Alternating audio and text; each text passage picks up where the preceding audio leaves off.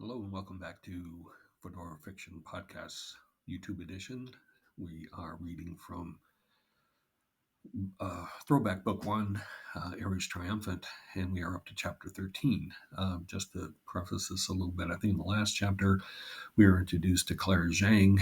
I tried to do an approximation of what I thought her voice sounded like.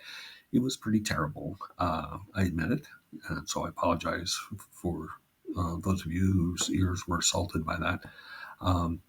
Just you're going to have to use your own imagination, pretend that when I'm speaking in her words that it's kind of like think of the character Bernadette in The Big Bang Theory. You'll kind of get an approximation of what I was trying to go for so badly. So from now on, it's going to be a pretty normal voice, Clara, because it's less unpleasant to all our ears. All right, we're in chapter 13, full disclosure. What, that you're really madly in love with me and want to have my baby? Xhang replied deadpan. What? No, she exclaimed startled. No, he said again, this time more calmly. As bad as that would be, I'm afraid this is worse. What could be worse than that? I know. You're a cannibal, serial killer, and plan to have me for dinner. Literally. You're having too much fun with this, O'Shea told her dryly. I'm tempted not to tell you now. Oh, don't be such a Juve, Xhang admonished him. Really, how bad can it be, under the circumstances? You tell me, O'Shea replied. When she looked at him expectantly through the lens of her helmet, he drew a deep breath. As far as I've been able to determine, the six of us are the last people on Mars. Holy shit, she said quietly. Are you sure? As sure as I can be. We've been broadcasting messages since we got here, and so far your Lima is the only reply we've received. We? Who's the other person? It's not a person, strictly speaking, O'Shea qualified. Lima, say hello to Dr. Xhang. A pleasure to meet you, Dr. Xhang, Leah complied from within their helmets. You don't sound like a Lima, Xhang replied skeptically. Oh, Lima said, sounding amused. That's because Dr. O'Shea had me reprogram my voice. Dr. O'Shea? Dr. Adam O'Shea? Oh, Lima, yes, of course. Lima, tell Dr. Xhang how you were so intent on receiving radio signals that you actually read a message into static, O'Shea interjected forcibly. Yes, Lima admitted petulantly. I did that. So we're almost certain that we're the only people on Mars, O'Shea prodded. Yes, unless, of course, there are others in stasis like Dr. Xhang and her colleagues. And there's no way of knowing that unless they're Lima's contact us the way hers did, O'Shea noted. Shit, Xhang said quietly. I guess we're lucky they sent a sport for us at all. That's just it, O'Shea said ruefully. They didn't. I thought you said there was a sport that needed tents. I did, he assured her, and it does, but no one sent it.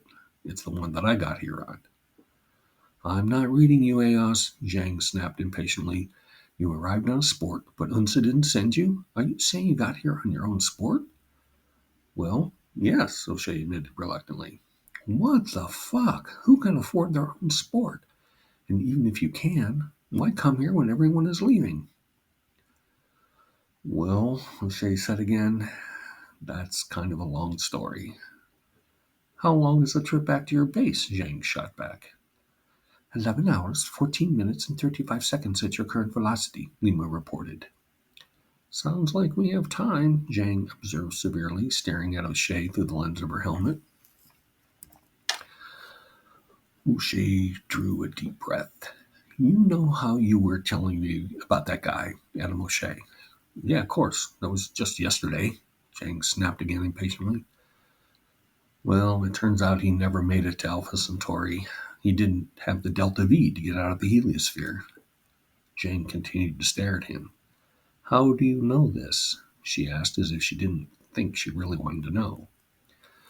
Instead, O'Shea went on, ignoring her question, he went into a perihelion orbit with a periodicity of roughly 1,000 years. Xhang's face was growing visibly pale. I don't think I like where this is going. And after 3 complete orbits, Lima here very cleverly got the transport to Mars and established a base under the ice about 400 kilometers from here. Actually, I figured out how to get you to Mars from the first orbit, Lima pointed out. It took 3 orbits to get you there. I think I'm gonna puke, Zhang announced warmly. Well, get your helmet off, O'Shea admonished. It's warm enough in here now that you won't get frostbite. Zhang fumbled with her helmet, but got it off and drew several very deep breaths, her exhales forming small clouds in the cold air. O'Shea followed suit, but not before patching Lima into the HC's comm. He watched Zhang as her breathing became more regular. You okay? He asked after a moment. Fuck no, was the emphatic reply, and with that her breathing became rapid again. Okay, take your time, O'Shea said soothingly, as he didn't know what else to do. He looked out the windshield at the barren expanse, now lit by the rising sun. He recalled his own confrontation with the facts of his situation only days ago, but seeming like months. He realized that for him, things had since greatly improved, but for Zhang, there was now only the yawning dark chasm of loss. They rode in silence, each keeping the company of his or her own thoughts. At O'Shea's suggestion, Lima transmitted soothing instrumental music through the HC's comm. He must have fallen asleep as he was aroused by a shrill alarm. He sat bolt upright. What? He asked no one in particular. What's happening? We've got a dust up headed our way, Xhang replied calmly. The ground rad picked it up. She leaned over the dash to examine an image there. It's coming on fast. We better hunker down. With that, she touched some icons on the console and the HC halted. The whole cargo and cabin platform seemed to sink toward the ground, and shutters dropped over the windshield and windows as artificial cabin lights came on. Looks like a small one, Zhang sighed, but we're going to be here a while. Just as she said this, a loud thud sounded in the cabin, as if a large object had struck the HC. The sound of dust pelting the vehicle followed, and while it randomly ebbed and intensified, it was unrelenting. O'Shea was reminded of the long night in the lee of the outcropping. It had occurred to him that had he not been so exhausted, he would have been a lot more terrified. He looked at Zhang. She was staring vacantly at the shuttered windshield, as if the hiss and pelting sounds of the storm were telling her something. He chanced an interruption. Are you hungry? Do you want something to eat? No, thanks, she replied without looking at him. She got out of her seat. I think I'll lie down for a while. He stared out the shuttered windshield as he listened to her wriggle out of her EVA, step into the toilet for a few minutes, and then emerge. Lima's musical broadcast was cut off by the storm, and O'Shea realized idly that they were temporarily blind and deaf. As before, the sound of the storm lulled him, and he was again asleep. The wan sunlight of day prodded his eyes open. The shutters were up, the HC was moving, and he looked over to see Zhang staring out the windshield as before. When did we start moving again? He asked dully. About an hour ago, Zhang replied without looking at him. How long was I out? She shook her head slightly. I don't know. The storm took 15 hours to pass, if that helps at all. Huh, O'Shea grunted. He stretched and stood to stretch some more. Then he stepped to the rear of the cabin to remove his EVA and step into the toilet. When he stepped out, he called to the front of the cabin. Do you want any breakfast? I'm not hungry. Okay. O'Shea rehydrated a meal and a cup of coffee and sat back at the front of the cabin to eat and drink. The vista in front of him was vast and barren, a sea of red dust. He finished his meal and sat back sipping his coffee. Lima, he asked, what is our ETA? Good morning, Dr. O'Shea, Dr. Zhang. I expect you to arrive in approximately 9 hours, 47 minutes, and 23 seconds. Approximately, O'Shea acknowledged dryly. Yes. Could you please be sure there's hot water when we get there? O'Shea nodded. We're going to need a shower. O'Shea looked at Zhang, who nodded emphatically. As you wish, Lima acknowledged. O'Shea sat back to watch the HC's progress out the windshield and sip his coffee. It was a moment before he noticed Zhang looking at him curiously. "That smells good," she nodded toward a steaming cup. "What is it?" "It's coffee," he replied. "Would you like to try some?" "Maybe," she answered tentatively. "What's in it?" O'Shea was briefly nonplussed. He wanted to say that coffee was in it, but realized that would not be very enlightening. "It's made with water and ground up roasted seeds from a coffee tree," he explained finally. "So it's an ag product." Zhang nodded. "I guess they still had those back in your time." "Some," he admitted. "This was made from my own trees." "Well, I guess I'll have to try some then," she smiled wryly. He got up and rehydrated the cup to give to her. She held it in both her hands as if soaking up the warmth. She inhaled some of the steam before tipping the cup to her lips. "Oh," she blinked and swallowed.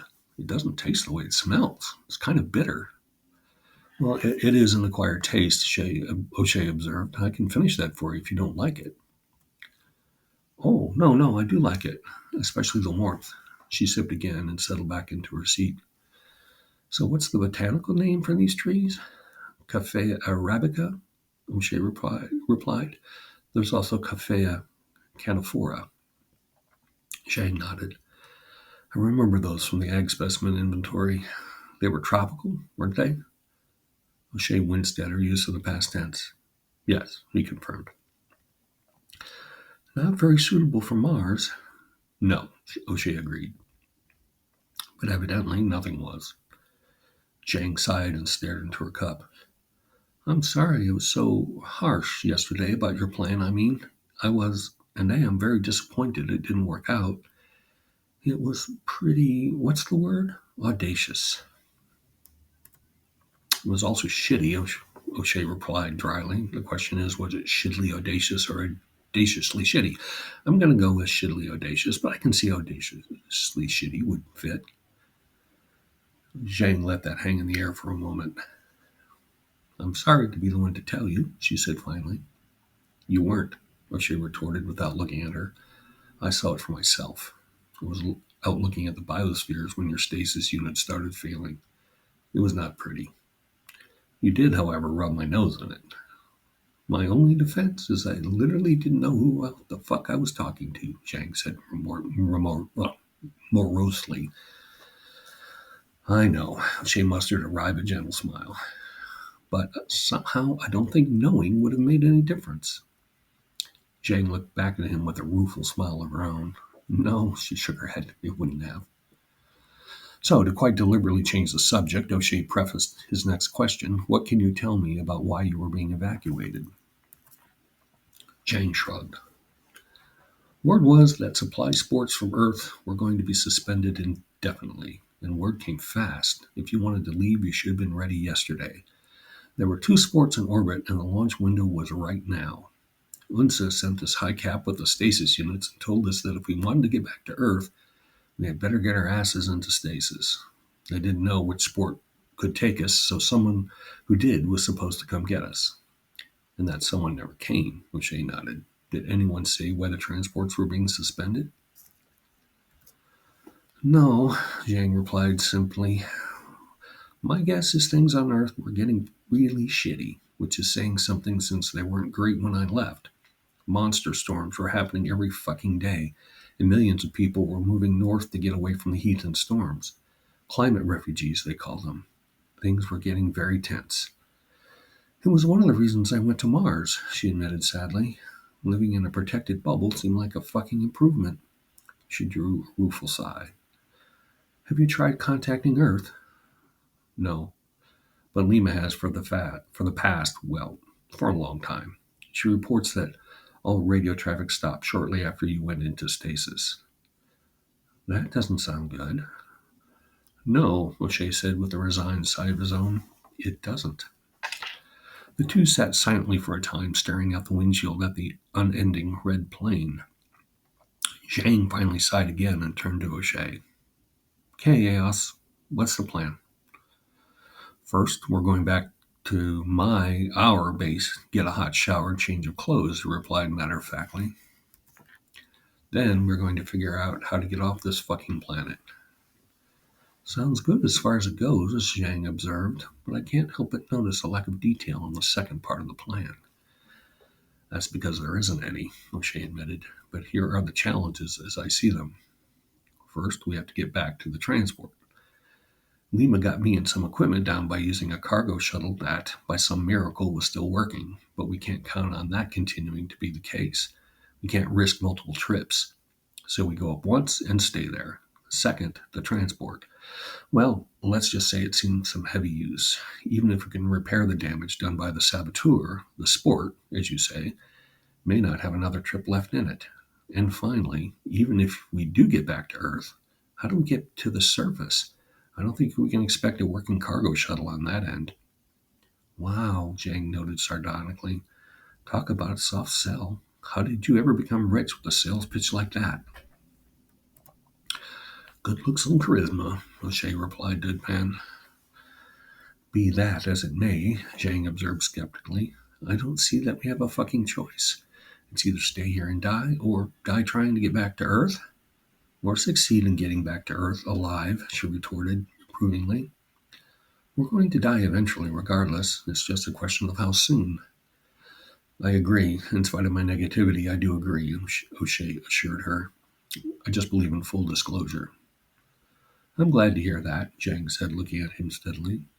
Because if we get back to your base and I find out you've been pranking me, I will definitely punch you in the fucking throat. That's my full disclosure. Duly noted, O'Shea replied. Duly noted. Well, that ends chapter 13.